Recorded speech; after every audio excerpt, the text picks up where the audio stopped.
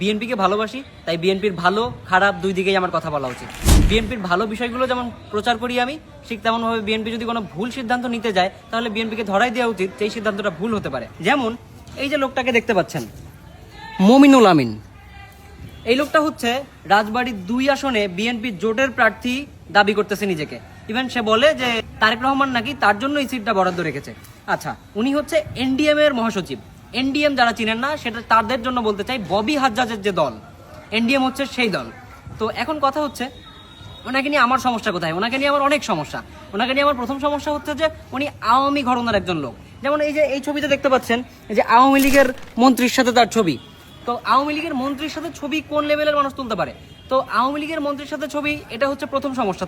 তার সেকেন্ড সমস্যা হচ্ছে যে সে এই এলাকাতে নির্বাচন করবে, এই এলাকার নেতা কর্মীদেরকে সে বলছে যে সে নাকি এই এলাকার সাধারণ কর্মীরা নাকি খাট যোদ্ধা। এই ধরনের মন্তব্য যে লোক করতে পারে, সে লোক কোনোভাবেই বিএনপির মনোনয়ন প্রার্থী হতে পারে না।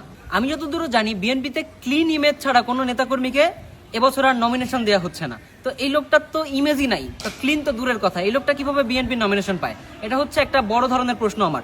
এখন আমি আসি হচ্ছে, আপনারা দেখতে পাচ্ছেন পাংশা সরকারি জর্জ উচ্চ বিদ্যালয়, এই জায়গাটা হচ্ছে পাংশা থানায়। আর পাংশা থানা হচ্ছে রাজবাড়ী 2 আসনের একটা থানা।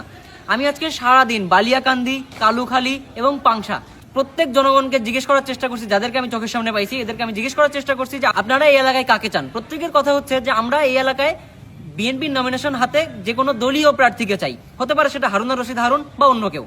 কিন্তু তাদেরকে যখন আমি জিজ্ঞেস করলাম আপনাদের উপরে যদি জোটের কোনো প্রার্থীকে চাপিয়ে দেওয়া হয় তো সেক্ষেত্রে আপনারা কি বলবেন, তারা বললো যে আমরা তাকে বয়কট করবো, তাকে বর্জন করবো, এছাড়া আমাদের কোনো উপায় নাই। এই 17 বছর আমরা তো সুখের মুখ দেখি নাই, এই 17 বছর আমরা খুব কষ্টে জীবন কাটাইছি। আর এই 17 বছর আমরা যাকে পাশে পাইছি তাকে ছাড়া বিএনপি অন্য কাউকে নমিনেশন দিলে সেই নমিনেশন আমরা বর্জন করি, সেই প্রার্থীকেও আমরা বর্জন করি। আবার সেই প্রার্থী যদি হয় এই মমিনুল আমিনের মতো একজন আওয়ামী ঘরানার লোক, তাহলে তো কথাই নাই। আমি ভাই আমার এলাকাতে থাকি না, আমি থাকি ঢাকাতে, কিন্তু আমি নতুন ভোটার হিসাবে আমার প্রথম ভোটটা ধানের শীষে দিতে চেয়েছিলাম এবং কোনো দলীয় ব্যক্তিকে দিতে চেয়েছিলাম। তো সেই হিসাবে এই লোকটা আওয়ামী লীগের একজন লোক, আমি আমার প্রথম ভোটটা কোনোভাবেই আওয়ামী লীগ ঘরানার একজন লোক যে আওয়ামী লীগের লোকজনের সাথে চলে ফিরে অভ্যস্ত, সেই লোকটাকে দিতে চাই না। এটা হচ্ছে আমার ভাষ্য একজন জেনজি হিসেবে। আমি আজকে আরো অনেক জেনজির সাথে কথা বলছি, তারাও এই সেম কথাই বলছে যে জোটের কোনো প্রার্থীকে রাজবাড়ী 2 আসনে তারা চায় না। এই রাজবাড়ী 2 আসনটা ছিল এক সময়ের পতিত স্বৈরাচারের সন্ত্রাসী জিল্লুল হাকিমের আসন। এই আসনে একটা সময় আওয়ামী লীগের প্রচুর ভোট ছিল, এখন ভোট ছিল না কি ছিল আই ডোন্ট নো, তারা তো আর কখনো ভোট নাই, তারা দিনের ভোট রাতে করছে, ভোট চুরি করছে, এভাবে করেই তারা ক্ষমতায় আসছে। তো সেই প্রেক্ষিতে আমরা এবার একটা সুষ্ঠু নির্বাচন চাইছি, যেমন সেই সুষ্ঠু নির্বাচনের পাশাপাশি একজন ক্লিন ইমেজের নেতা চাইছি। তো সেই হিসাবে এই মমিনুল আমিনের যেহেতু কোনো ইমেজই নাই, এর মধ্যে একজন ব্যক্তিকে আমরা রাজবাড়ীর 2 আসনে কোনোভাবেই চাই না। আমি আজকে সারাদিন এই এলাকাতে অবজারভেশনের পরে যেটা জানতে পারলাম, এই এলাকার অধিকাংশ মানুষ 90% মানুষ এই এলাকায় যারা আছে তারা চায় এই এলাকায় নমিনেশন প্রার্থী হিসেবে তারা হারুন রশিদ হারুনকে বেছে নিতে চায়। কিন্তু আমার কথা হচ্ছে যে জনগণ হারুন রশিদ হারুনকে চায় ঠিক আছে, কিন্তু বিএনপির হাইকমান্ড যদি অন্য কাউকেও চেয়ে থাকে সেটা তাদের ব্যাপার। তবে বিএনপির দলীয় কোনো প্রার্থী রাজবাড়ী 2 আসনে দেয়া হোক। তাছাড়া যদি এই এনডিএম এর মমিনুল আমিনকে দেওয়া হয় তাহলে সেই ভোট আমিও বর্জন করতে প্রস্তুত।